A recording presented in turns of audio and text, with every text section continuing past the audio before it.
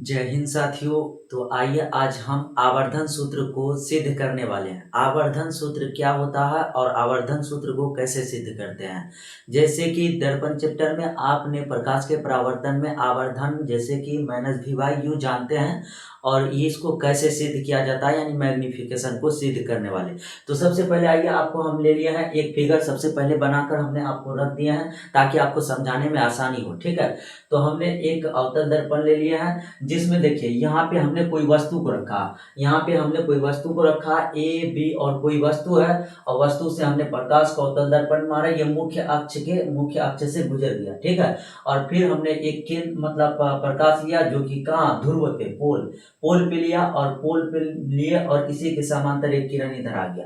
तो ये फिगर को समझ जाइए कि इधर से गया प्रकाश, यानी आप जानते हैं कि हमेशा वस्तु को अंतरराष्ट्रीय नियम बना हुआ कि वस्तु को बायां साइड हमेशा रखना है। दर्पण के बायां साइड वस्तु को हमने दर्पण के बायां साइड वस्तु को रख दिए। तो चलिए हमने वस्तु का हाइट को माप लिया। ए और बी क्या है, ए और बी वस्तु की दूरी है और हमने माइनस यू क्यों लिया, क्योंकि दर्पण के हमने कौन साइड रखा, बायां साइड रखने के बाद माइनस में बनता है, वो साइड रखेंगे तो प्लस में बनेगा, इसीलिए हमने वस्तु की दूरी क्या लिया, बायां साइड लिया मतलब माइनस यू।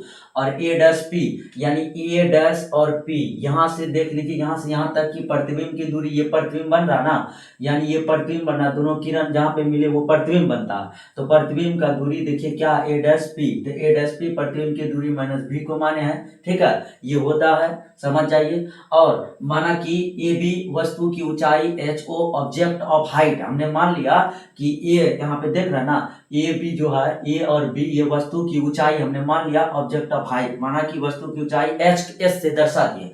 और दूसरी बात ए डैश बी डैश, आप देखिए ए डैश और बी डैश इसका प्रतिबिंब जो बना था, ये किरण का प्रतिबिंब जो बना था इधर अवतल दर्पण में, प्रतिबिंब को हमने क्या मान लिया माइनस। आप देखिए दर्पण के इधर वाला साइड को प्लस में ऊंचाई मानेंगे, इधर वाला साइड को माइनस में मानेंगे। ठीक है, और हमने मान लिया ए डैश बी डैश को क्या माना, प्रतिबिंब की ऊंचाई माइनस एच ले लिया। अब चलिए हम आपको सिद्ध करके बताते हैं कि दर्पण सूत्र में आवर्धन का फार्मूला जो होता है, तो आप कह सकते हैं कि प्रतिबिंब की ऊंचाई बट्टा में वस्तु की ऊंचाई का जो अनुपात होगा वही आवर्धन कहलाएगा।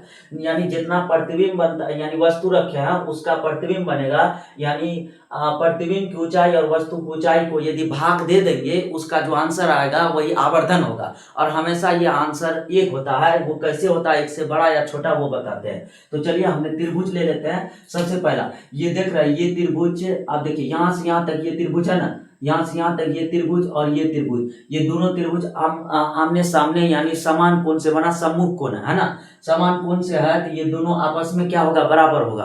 तो चलिए किस प्रकार से हमने यहाँ पे आपको ले लेते हैं।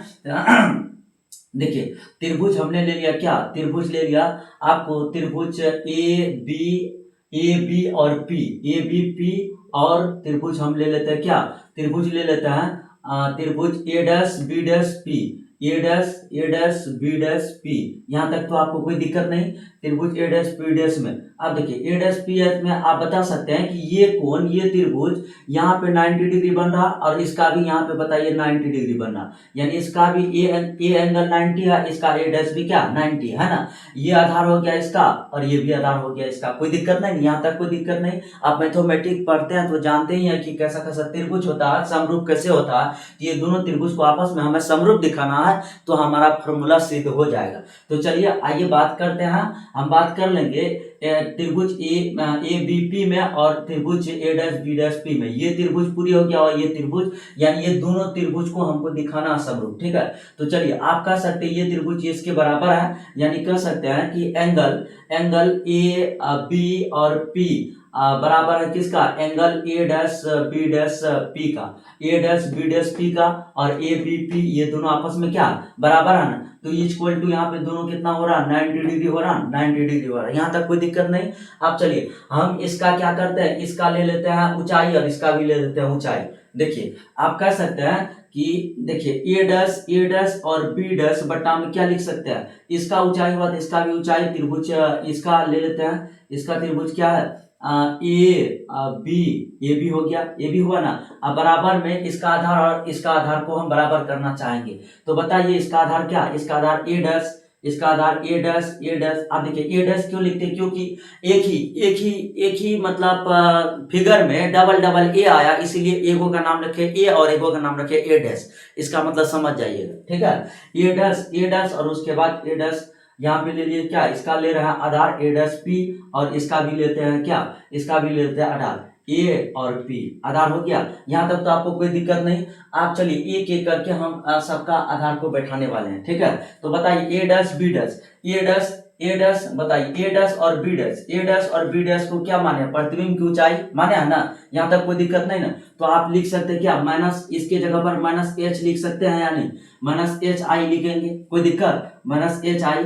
बट्टा में क्या, बट्टा में आप कह सकते हैं कि ए बी बताइए ए और बी क्या माने, वस्तु की ऊंचाई, क्या माने, वस्तु की ऊंचाई, object of height H O बराबर है, बराबर दे दिए। और A dash P, A dash बताइए ए डैश पी, यही है ना, ए डैश पी हम क्या माने थे, प्रतिबिंब की दूरी।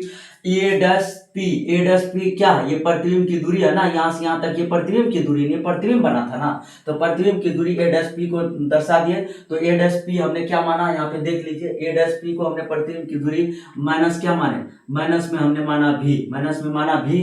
उसके बाद आप कह सकते ए पी बोलिए वस्तु की दूरी, ये वस्तु की दूरी है ना, यहाँ से लेकर यहाँ तक वस्तु की दूरी, ये रखे थे ना, वस्तु रखे ए पी, तो ए पी की जगह पर माइनस भी। देखिए यहाँ पे ए पी की जगह पर हमने क्या माना, माइनस यू माना, ए पी की जगह पर माइनस। आप कह सकते हैं माइनस माइनस दोनों कट जाएगा, माइनस माइनस कटेगा या नहीं कटेगा, माइनस माइनस कट गया। तो आप क्या लिख सकते हैं, आप लिख सकते हैं कि सर इसको माइनस एच आई बट्टा में क्या, एच ओ बराबर में माइनस माइनस कट गया, क्या बचा, भी बट्टा यू लिख सकता है ना। आप देखिए प्रतिबिंब की ऊंचाई और वस्तु की ऊंचाई को आप क्या माने, प्रतिबिंब की ऊंचाई वस्तु की ऊंचाई बराबर आवर्धन कहलाता है। यहाँ देखिए प्रतिबिंब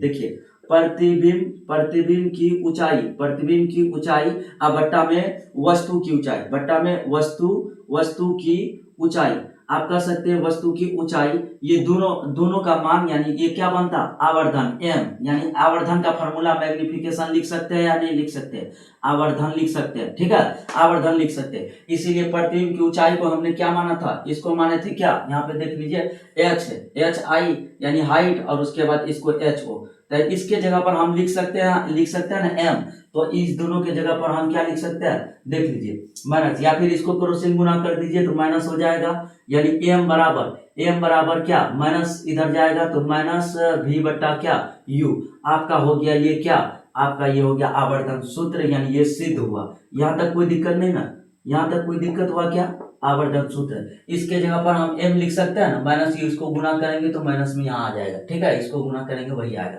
एनी प्रॉब्लम नहीं ना। तो चलिए यहाँ तक तो आपको समझ में आ गया। बड़ी मेहनत लगता है वीडियो बनाने में, आपसे नम्र निवेदन है कि एक लाइक दीजिएगा और सब्सक्राइब चैनल को कर लीजिएगा। तो चलिए, जय हिंद, धन्यवाद, मिलते हैं अगले वीडियो में।